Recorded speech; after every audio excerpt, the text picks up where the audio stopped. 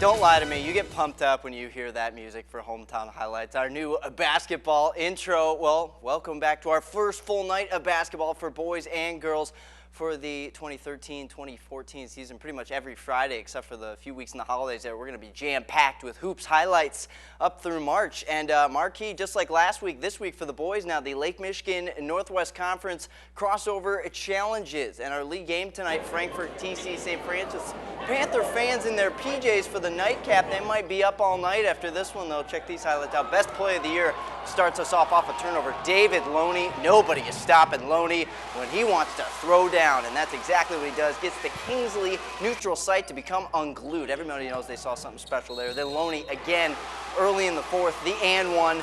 He's trying to look a lot like Spencer Wheelock. If you ask me, we'll ask Spencer what he thinks of that in a bit, but this kid might ball better than Mr. Wheelock. Gladiators need a bucket. They turn to a Bulla. Not Max, not Riley. Byron is still in the uniform there at St. Francis. He gets that circus shot to go. Then Bulla from three.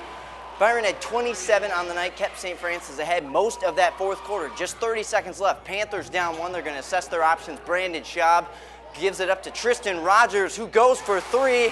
The nylon is swished, folks. They have a 2-point lead now, 47-45. Byron gets one last shot with under 10 seconds left.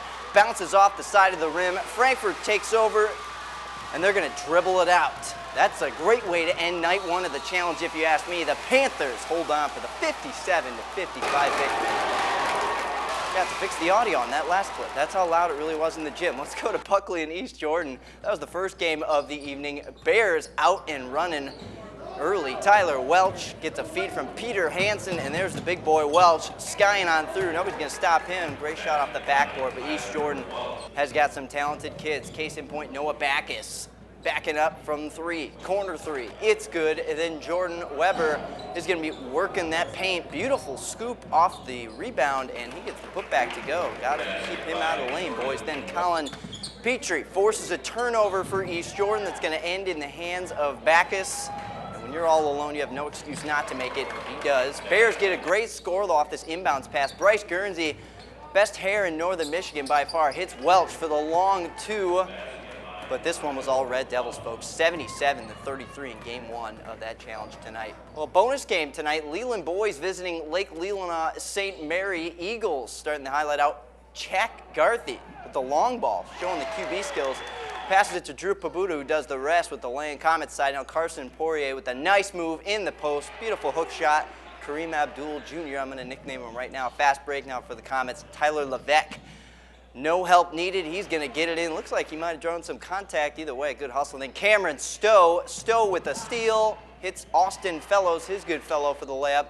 Comets, they get the win by 20. They'll be in action again tomorrow night, representing the Northwest Conference in the challenge against Charlevoix. Well, the Glen Lake Lakers will be a part of that challenge as well in their game tomorrow night against Elk Rapids. And like Leland, who you just saw, they're also taking on the challenge as back-to-back in the process. So a lot of sleepless nights, a lot of hustle going on the next two nights for the Glen Lake Lakers. But tonight, they're playing host to the Manton Rangers. We're going to pick things up here in a close one in the fourth quarter. Lakers, Zach Tieran finds Mac Ewing, and he would dribble drive and finish for two. Lakers looking good here in the fourth quarter. Good ball movement by the Lakers. Travis Moore to Logan Lacrosse. He dumps it down to Jared Ritter, and Ritter would finish the job.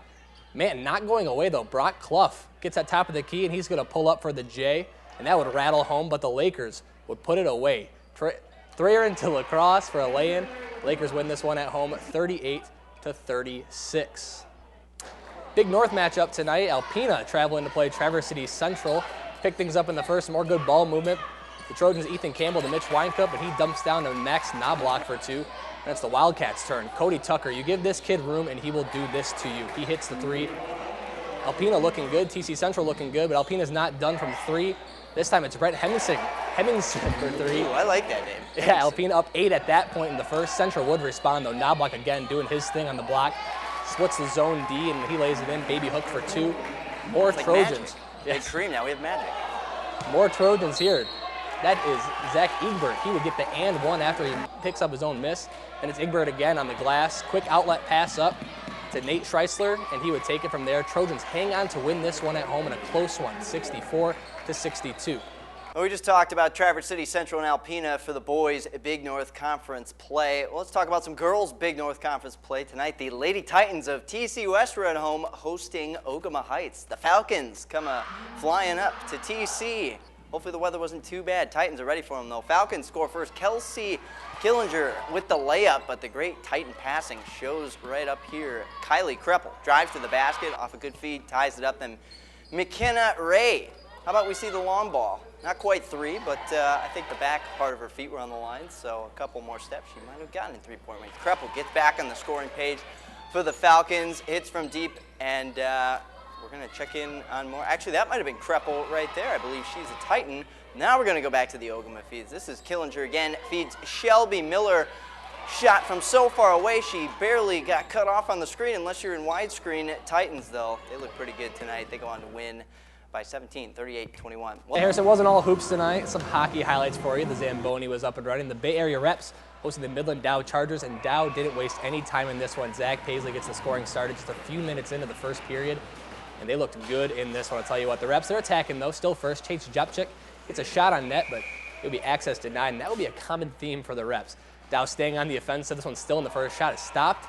But to get the rebound, goes right to Matt Lee, and he would have an open net and an easy goal. This one was all Midland Dow in the first. This one, it would bounce around a little bit in front of the net, but again, find its way into the back of the net. That's the third of Midland Dow's 4 first-period goals, and they are celebrating on their bus ride back downstate. They win this one 6-2, the final. The Reps will be back in action tomorrow night at 6:30.